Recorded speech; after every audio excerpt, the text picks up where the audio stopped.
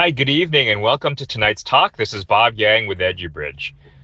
For those of you who don't know me, I graduated from MIT in 1998 with both my bachelor's and master's in computer science.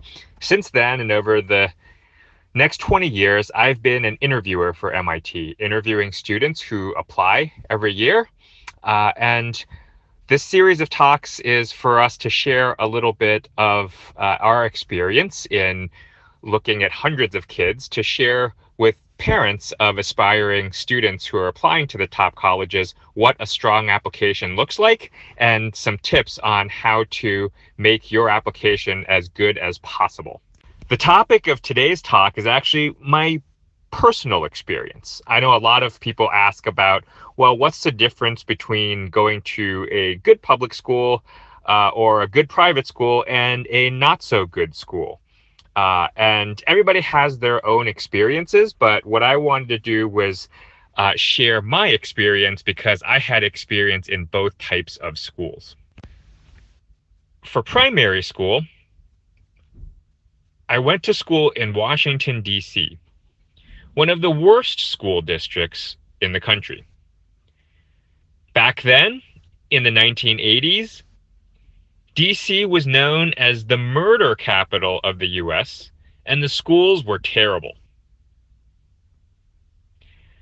I was the smartest kid in my class and consistently number one in my grade in math across all the competitions. Then I went to middle school in Northern Virginia, in Fairfax County, one of the best school districts in the U.S. It was shocking. I went from being the smartest kid in the class to being the lowest level in English, math, and science. I couldn't believe how far behind I was compared to the rest of the students in my class. It was shocking to me to go from the smartest kid to one of the kids most behind. And my middle school was still considered average and not the best, or even in the top 10 of the school district. After middle school, I applied to a special high school called Thomas Jefferson High School for Science and Technology. It is a public high school, but it's called a magnet school because you have to take a test to get in, and they only take the top 400 students who apply each year. I was lucky enough to be accepted, but was so far behind in math that I had to go to summer school after grade 8 to learn algebra, because all the students had to have finished algebra before entering Thomas Jefferson in grade 9. When I started high school, my horizons were further opened. I realized just what it meant to be an advanced student. I had fellow students in the 9th grade who had already finished calculus. This was 4 years ahead of me, and I had just started high school. These students had gone to advanced programs in the very best middle schools in my school district, and so came into high school far ahead of their peers. Now, I happen to be a very competitive person, and I don't like being behind or average, so I really wanted to catch up with these people. I self-studied math over the summer and skipped grades so that I could take AP Calculus in 11th grade. I skipped regular physics and went straight to AP Physics. I participated in all of the advanced math and science competitions that my smarter friends did.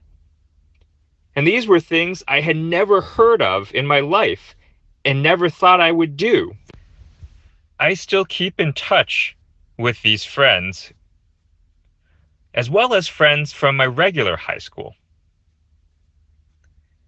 So by 11th grade, My friends at Thomas Jefferson were very far advanced, and I was still trying to catch up.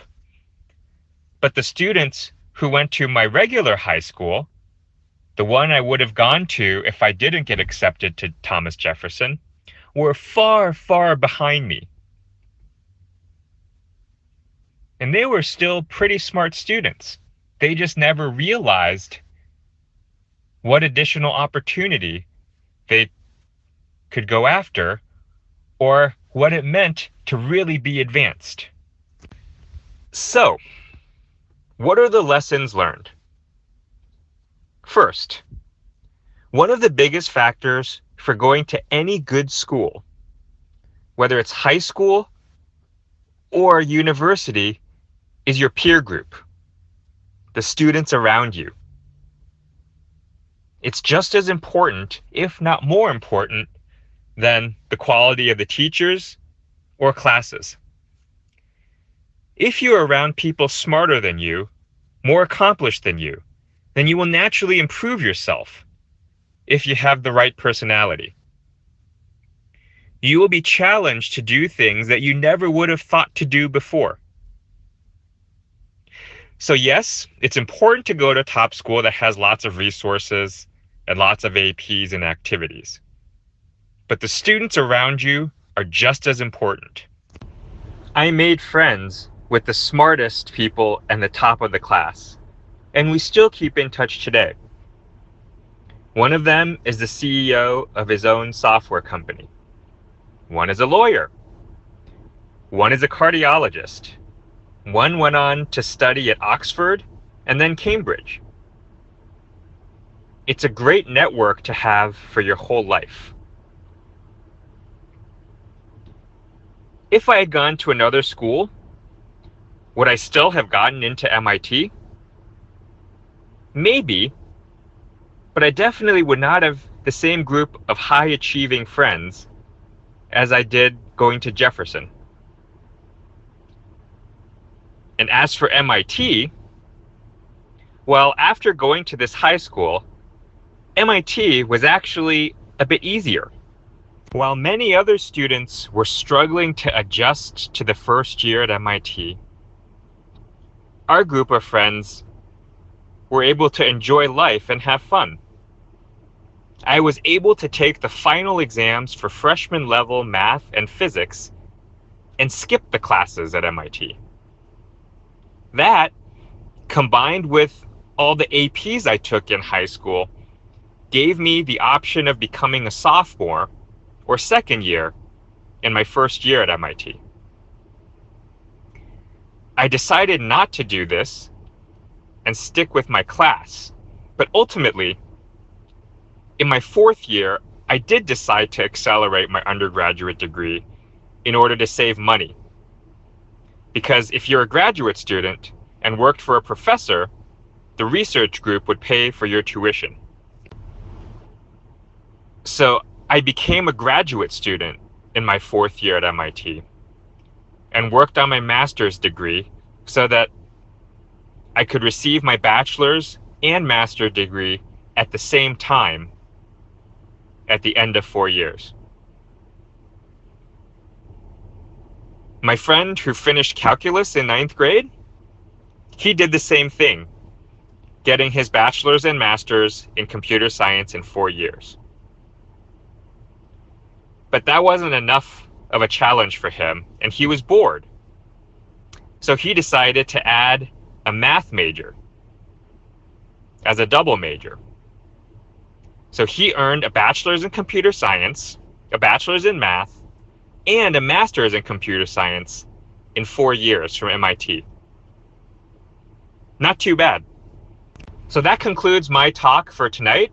I wanted to share my personal experience with the difference between good schools and bad schools and how that can influence your future, not only after graduating and going to work, but also your ability to succeed when you get into university. I'm happy to answer any questions you might have. Okay, if there are no questions, then thank you very much for taking the time today to join us, and we'll speak again tomorrow. Thank you, everybody. We're finished.